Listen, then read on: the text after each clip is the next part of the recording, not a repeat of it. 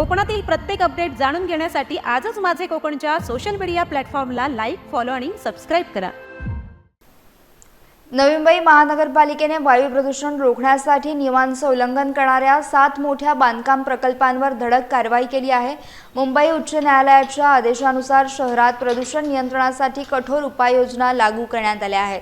मात्र तुर्भे विभागातील अनेक विकास कामांनी स्टॉपवर नोटीसकडे दुर्लक्ष केल्याचं समोर आलंय। मनपा आयुक्त डॉक्टर कैलास शिंदे यांनी स्वतः केलेल्या पाहणीत अनेक गंभीर त्रुटी आढळल्या आहेत। यामध्ये 30 फूट उंच पत्रे नसणे, ओले ज्यूट शीट न वापरणे आणि धूळ नियंत्रणासाठी पाणी फवारणीचा अभाव यांसारख्या अनेक बाबींचा समावेश होता। यामुळे सानपाडा परिसरातील मे साई अमृत, मे मॅट्रिक्स, प्रोग्रेसिव्ह डेव्हलपर्स आणि मे कामधेनू यांसह एकूण 7 विकासकांचे प्रकल्प पूर्णपणे सील करण्यात आले आहेत। नवी मुंबई मनपाने यावेळी जोपर्यंत प्रदूषणाचे सर्व निकष पूर्ण होत नाहीत तोपर्यंत हे काम बंद राहील असा स्पष्ट इशारा दिलाय।